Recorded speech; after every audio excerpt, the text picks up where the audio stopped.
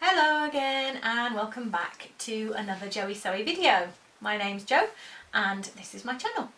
So today I have just filmed my stash stories video, so go and check that out because my stash is going to get quite some punishment today.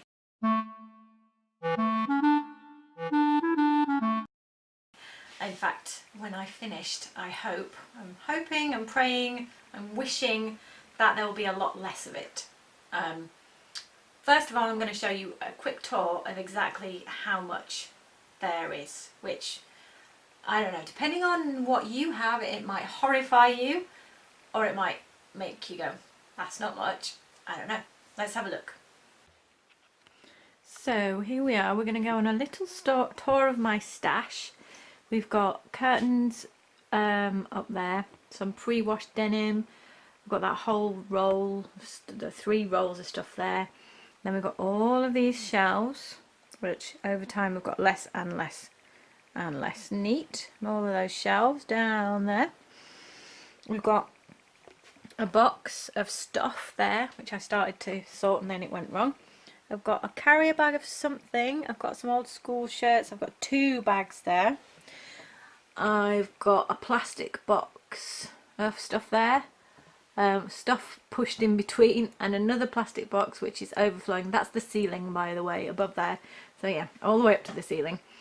Luckily nothing in these cupboards. And then across here we also have another box. So that is the extent of what we need to go through. So there it is. Whether that horrifies you because it's massive, horrifies you because yours is bigger, or anything in between, that is it laid bare, and that is what we have to deal with. And for me, I don't mind. It's not for me to judge whether that's too much or too little in relation to what you have. That's for you. For me, I've got too much and it doesn't make me feel good, and I'm not happy with how it is, so I'm doing something about it. The thing that bothers me more is the scraps and those boxes up above the cupboards. That bothers me more because honestly, I've been keeping things for years thinking, oh, I can't get rid of that. It's not good enough for the charity shop. It's not good enough to wear anymore.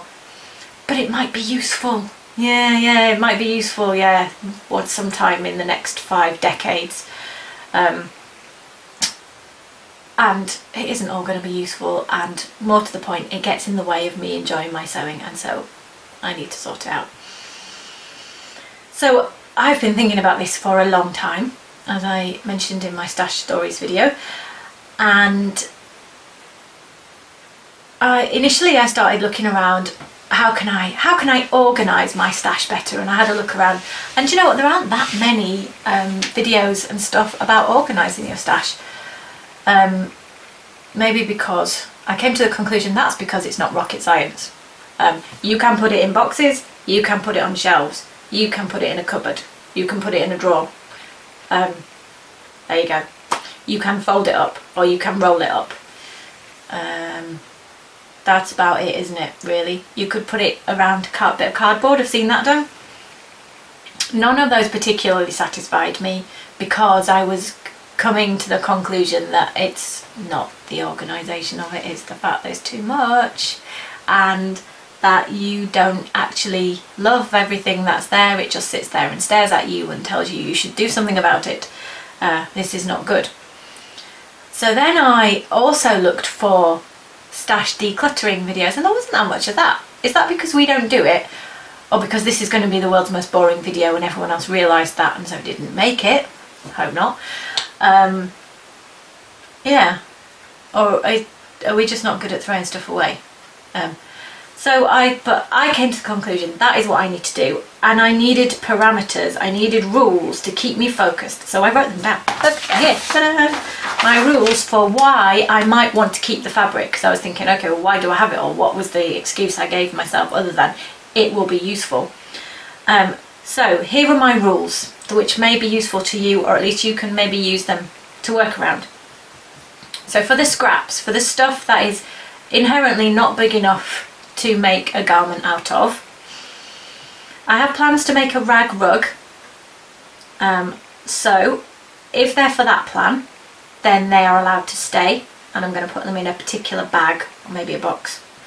If they are suitable for making pocket linings or facings for trousers and the like, then they can stay. And if they are nice enough, then they can stay. And if I end up with tons of things like that, oh, I'll use that for a lining, I'll use that for a lining, and I've got 50,000 linings, I'm never going to make 50,000 pairs of trousers, then I'll have to rationalise those. But if they're pocket linings and facings, is an acceptable reason in my book for keeping fabric. And then the third one, and it's the one that's probably got me into the most trouble so far, is I like making little fabric birds. Let me show you. Okay, here he is. I made this little fabric bird. He's so cute.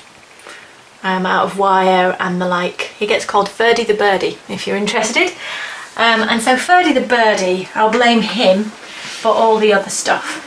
Because I've got a couple of books. To be honest, I say I like making them. I've made 1.5. How tenuous is that excuse? Anyway, I like the idea of making them, and so I've been keeping scraps thinking, oh well, I don't have any green, I don't have any brown, and I wouldn't normally keep brown, but birds are brown, so maybe I need to keep brown. And then you end up with 10 million boxes of fabric. Yeah, so the little fabric birds, I am going to be allowed to keep some for that, but I think I'm going to give myself a 1 box minimum, or that, even that, depends on the size of the box, doesn't it? I'm going to give myself a limited volume, and that is all I'm allowed to keep, because these little fellas take hardly any fabric, almost none. So I don't need a cubic square metre of fabric to make birds for the rest of my natural life. I don't need it. So that's the other reason for scraps. Then, when I'm going through whole pieces, the larger pieces, which generally I've kept on shelves, and they're going to go back on shelves, I'm relatively happy with the organisation. Here is how I'm going to decide what to keep or not. So, what is it for? Will I make a toile with it? So is it for practicing with? Is there a specific plan for it? So did you buy it with a specific plan in mind? Or is it okay for fancy dress? Now again, the fancy dress one is the one that gets me into trouble, because I've got kids and they have high expectations, and I often keep stuff because it might be useful for fancy dress. So there's loads of things like this gold stuff that was just in my last video that no normal human being, some people could carry that off. I'm not going to be one of them.